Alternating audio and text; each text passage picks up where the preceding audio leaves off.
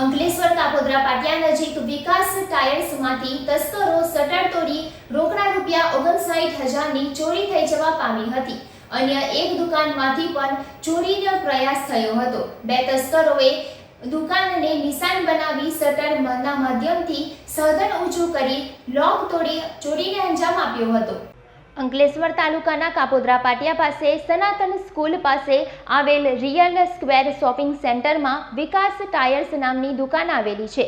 તસ્કરોએ તેને નિશાન બનાવી હતી અને શટર એક તરફથી ઊંચું કરીને દુકાનનું તાળું તોડી નાખ્યું હતું અને દુકાનમાં પ્રવેશ્યા હતા, જ્યાં દુકાનમાં રહેલા ડ્રોવરમાંથી રોકડા ₹59,000ની ચોરી કરી ફરાર થઈ ગયા હતા.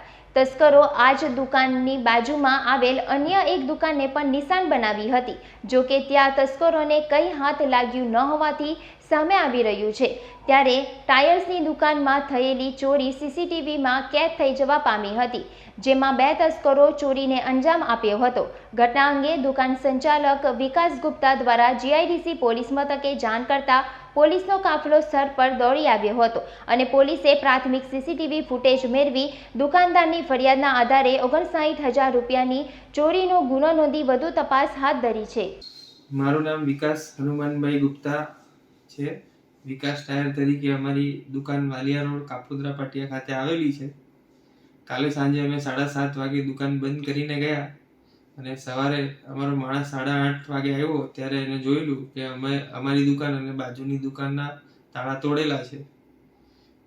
સીસીટીવીમાં જોતા ખબર પડી કે ઘટના સવારે 5 વાગે બની છે. બે માણસ દેખાય છે સીસીટીવીમાં. આ ઘટનાની જાણ અમે જીઆઈડીસી પોલીસ સ્ટેશનમાં કરી દીધેલ છે અને આગળ એફઆઈઆરની તજવીજ હાથ ધરીએ છીએ. કેટલાની ચોરી થઈ છે? કાઉન્ટરમાંથી લગભગ ₹59,000 59,000 કેશની ચોરી થયેલી છે.